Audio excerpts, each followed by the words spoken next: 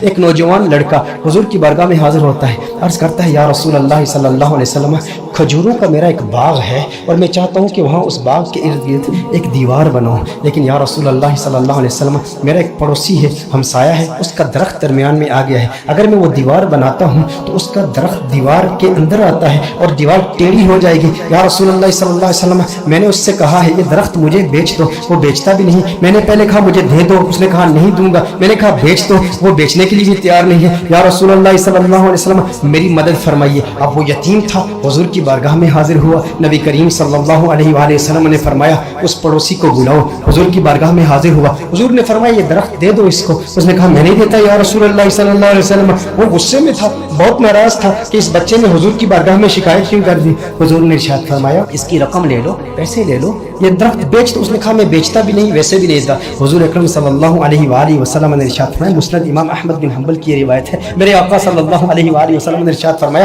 اچھا ایسا کرو کہ یہ درخت تم اس کی قیمت بھی لے لو اور اس درخت کے بدلے جنت میں ایک ایسا درخت ہوگا کہ جس کا سایہ اتنا طویل ہوگا کہ اس کے نیچے اگر 100 سال تک ایک سوار اگر سواری کرتا رہے تو اتنی طوالت ہے اس کی، اتنا سایہ ہے اس کا، وہ درخت جنت کا بھی لے لو۔ اس نے کہا یا رسول اللہ صلی اللہ علیہ وسلم میں قبول نہیں کرتا۔ اب وہاں پر صحابہ کرام علیہم رضوان موجود ہیں، حضرت سیدنا ابو الدحداء رضی اللہ تعالیٰ عنہ صحابی رسول موجود ہیں، وہ عرض کرتے ہیں یا رسول اللہ صلی اللہ علیہ وسلم آقا اگر یہ درخت میں کسی طریقے سے اس سے خرید کر اس یتیم کو دے دوں تو کیا یہ آپشن میرے لیے بھی اوپن ہے کہ جنت میں مجھے بھی وہ درخت مل جائے گا؟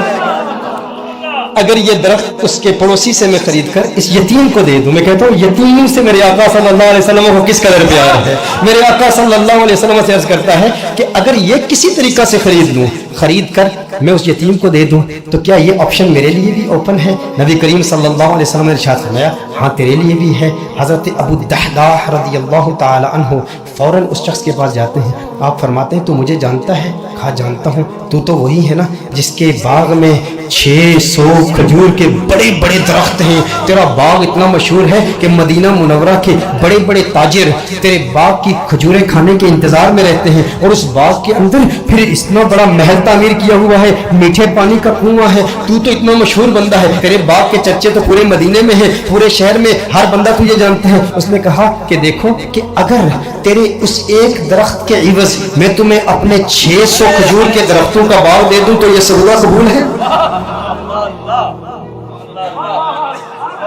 یہ سودا قبول ہے؟ وہ حیران ہو گیا، یہ کیسے ہو سکتا ہے؟ ایک درخت اور ادھر اتنا بڑا باغ، ابو الدحداء کیا بات کر رہے ہو؟ کیا واقعی یہ سودا کرنا چاہتے ہو؟ ابو الدحداء رضی اللہ تعالی عنہ نے فرمایا بالکل، وہ میرا پورا باغ تیرا، 600 کھجور کے درخت ہیں، اس میں ایک بڑا ہی خوبصورت محل ہے اور اس کے گرد ایک بڑی نمایاں دیوار ہے جو مدینہ منورہ میں دور دور سے نظر آتی ہے۔ کہا وہ بھی تجھے دے دوں گا، وہ محل بھی تیرا، وہ ساری کھجوروں کے درخت بھی تیرے، وہ سارا باغ بھی تیرا، کس کے عوض؟ ایک درخت۔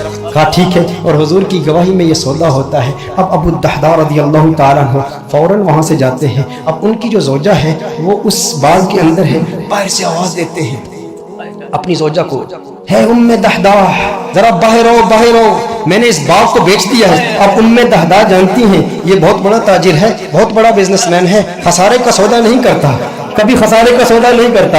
ام دحداء نے کہا ہے وہ دحداء کیسے سودا کیا ہے؟ کہا جنت کے ایک درخت کے عوض میں نے بیچا ہے۔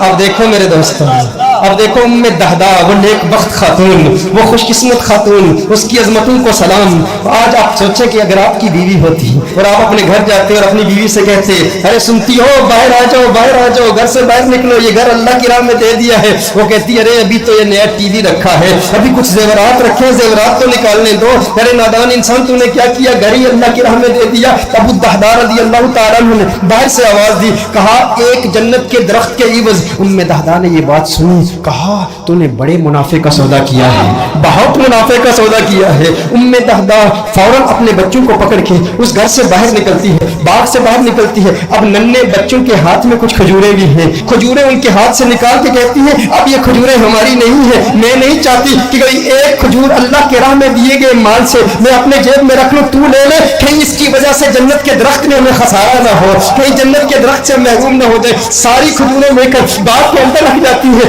کہا کہ اس کا ایک ننھا بیٹا تھا، اس کے منہ میں ایک کھجور تھی، मुंह से खजूर निकाल कर फौरन बाग में रख दी। कहा अब इस पर हमारा कोई हक नहीं है, ये अल्लाह का माल है, अब हमने अल्लाह की राह में दे दिया है। अब इस पर उलमा के दो कौल हैं। एक मारूफ कौल की रोशनी में अर्ज करता हूँ कि अबू दहदा रज़ियल्लाहु ताला अन्हु के इस बाग के अलावा उनके पास और कोई बाग भी नहीं था, उनके पास और कोई दौलत भी नहीं थी, उनके पास और कोई माल भी नहीं था। लेकिन अबू दहदा रज़ियल्लाहु ताला अन्हु हुजूर की बारगाह में फिर हाजिर होते हैं, अर्ज करते हैं या रसूल अल्लाह सल्लल्लाहु अलैहि वसल्लम, आका ये सौदा पक्का है ना, आका ये सौदा पक्का है ना। नबी करीम सल्लल्लाहु अलैहि वसल्लम खुश हो जाते हैं और हुजूर खुश होकर फरमाते हैं कम मिन इज़्किन रदाहिन लि अबी दहदा फिल जन्नह, कम मिन इज़्किन रदाहिन लि अबी दहदा फिल जन्नह, कम मिन इज़्किन रदाहिन लि अबी दहदा फिल जन्नह। रावी कहता है हुजूर बार बार पढ़ ले, मुसलसल पढ़ ले, मुसलसल ये जुमले कह रहे हैं अबू दहदा तेरे लिए जन्नत में कितने दरख्तों की, कितनी टहनियों पे कितनी खजूरें, माला माल है तू।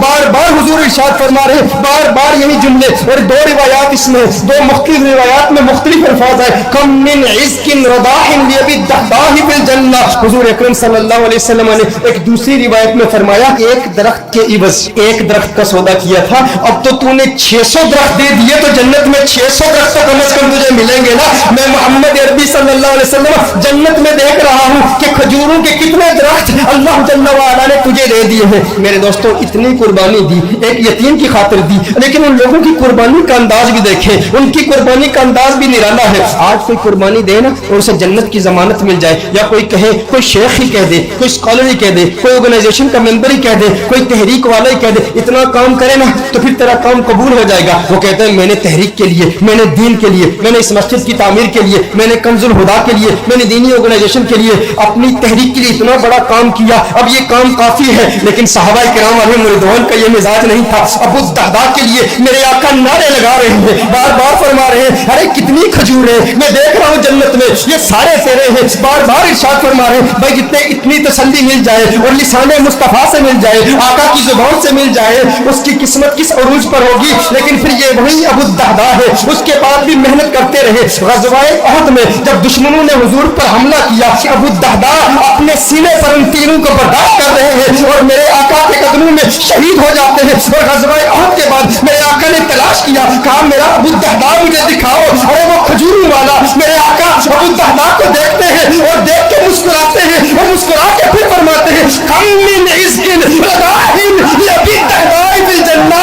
अबू दहदा जन्नत में खजूरें ही खजूरें, खजूरों के दरख्त। मेरे आका खुश होके उसकी हौसला अफजाई फरमा रहे हैं। मैं कहता हूँ कैसा खुशबख्त है जिसने हुजूर की जात के लिए, हुजूर की जान की तहफ़्फ़ुज़ के लिए अपनी जान दे दी। काश यूं मौत आए मेरे हमनशी, काश यूं मौत आए मेरे हमनशी, नज़ाका और हो जाए मंजर हंसी, वो उधर अपनी जुल्फे समाया करे और इधर दम हमारा निकलता रहे।